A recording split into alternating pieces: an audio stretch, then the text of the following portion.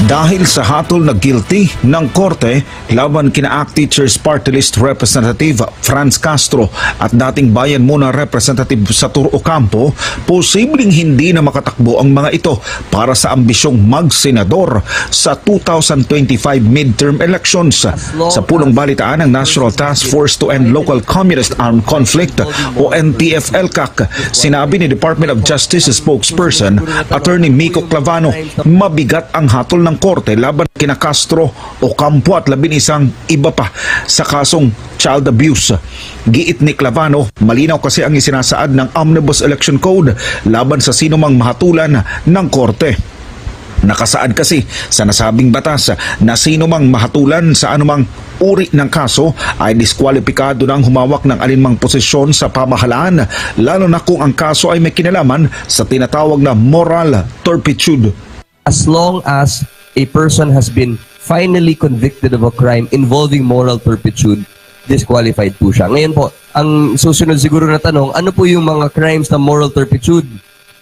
Ito po yung mga acts it involves acts that are inherently wrong. Posibleng hindi rin pagbigyan ng korte ang convicted na si Franz Castro at Satur Ocampo dahil na rin sa malakas ang ebidensyang nagdiriin sa kanila rito. Bail is a matter of right pag hindi pa siya convicted. Ngayon po, meron na tayong decision na proven guilty na po nga talaga si former Congressman Satur Ocampo at si Representative Franz Castro. Now it becomes discretionary upon the court to afford bail. Samantala, kasunod ang hatol kina Castro, Ocampo at 11 iba pa, balak ngayon ng anti-communist group na yakap ng magulang movement na dumulog sa mga kinauukulang ahensya kasama na ang mababang kapulungan ng Kongreso para ipanawagan ang mabilis na pagsibak kay Castro bilang kongresista. Pinag-uusapan po namin at kung ano po yung pinakamagandang pwede namin gawin, kung kailangan naming pumunta sa Congress or kung saan pong tamang ahensya para po mag-apela na matanggal po si Franz Castro. Hindi anya dapat na magtagal pa sa pwesto si Castro, lalo na ang makakuha ng suporta para sa ambisyon nitong magsenador sa bansa. Sana po mapabilis pa po yung iba pa pong kaso ng ating mga nagsampa ng kaso nang sa ganon. Mag-e-eleksyon na po Nakakatakot po, especially sa kabataan party list na magkaroon pa sila ng pagkakataon na tumakbo uli. Yun po yung gagawin namin, sir. Baka magsulat po kami ng letter sa Congress para po mapatanggal po ito si Franz Castro. Matatandaan, nag-ugat ang kaso kina convicted Franz Castro at Satur Ocampo sa iligal na pagtangay ng mga minor de edad sa Talaingod, Davao del Norte noong 2018 para isailalim sa indoktrinasyon sa kilusang komunista. Welcome development para sa mga IP sa Mindanao at Grupong Kalinaw na binubuo ng mga dating kadre ng CPP, NPA, NDF ang guilty verdict ng Tagum Davao del Norte RTC Branch 2 sa kasong child abuse kay ACT Teachers Party List Representative Franz Castro, Satur Ocampo at 11 iba pa. Sinabi ni Arian Jane Ramos o kilala noong si Kamarikit, presidente ng Kalinaw Southern Mindanao Region at former secretary ng NPA Guerrilla Front 55 Southern Mindanao Regional Command, hindi sila titigil sa pagpapaabot ng kanilang mga hinaing sa gobyerno, lalo na ang IP communities na nais lamang depensahan ang kanilang mga ancestral domain at makatanggap ng accessible at dekalidad na edukasyon. We welcome the decision of the court and collectively ang lumad struggle naman for justice and healing should not end with the court's guilty verdict versus Satur Ocampo and the other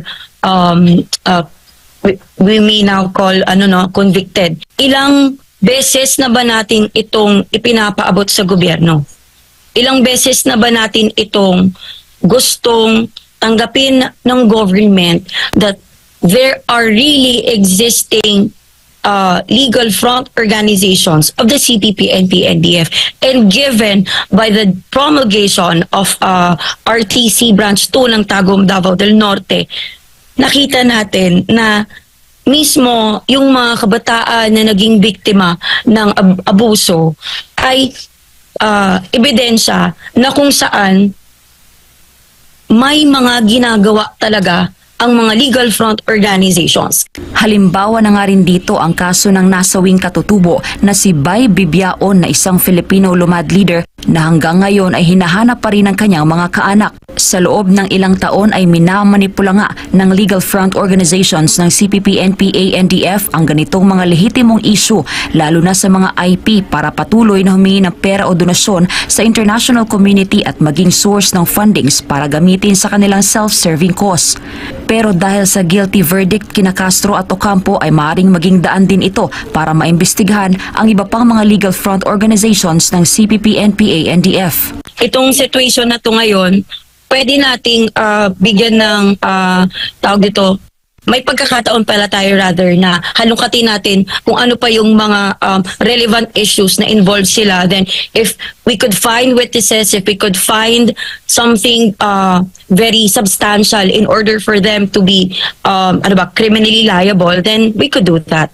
Pabor naman sila na tanggalin si Franz Castro bilang kongresista dahil ang kinasasama ng kanilang loob at ng ilang IP ay yung mga kongresistang nakaupo sa kongreso at kunwaring sinasabing magdedepensa sa kapakanan ng IP communities. Kung totoo kang kongresista, kung totoo kang defenders of the rights of the people, lalong-lalo na sa mga indigenous peoples, the people will really attest to that, no? Kung ang mga tao na mismo ang magsasabing, go, become our congresswoman, go. Pero yung mga tao na kasi mismo ang nagsasabing, tumigil ka na because you are still using us for your own cause. Muling binalikan ni Talaingod Tribal Chieftain Bay Pilar Libayaw ang naganap noong November 28, 2018 na siyang naging daan para ma-convict sina Saturo Campo, Franz Castro at iba pang akusado sa kasong child abuse dahil sa paglabag sa Republic Act 7610 o ang Special Protection of Children Against Abuse, Exploitation, and Discrimination Act. Makita man ninyo sa video, ma'am, kay naglalis mi kang Saturo Campo dahil sa police station. Silang duha. Akong ginanganong panguan man mo akong mga tao. Ibaw ka na akong mga tao nagdala siyang pari, dala siyang pastor, subidas bukid. Kung sa may tulip ninyo sa bukid.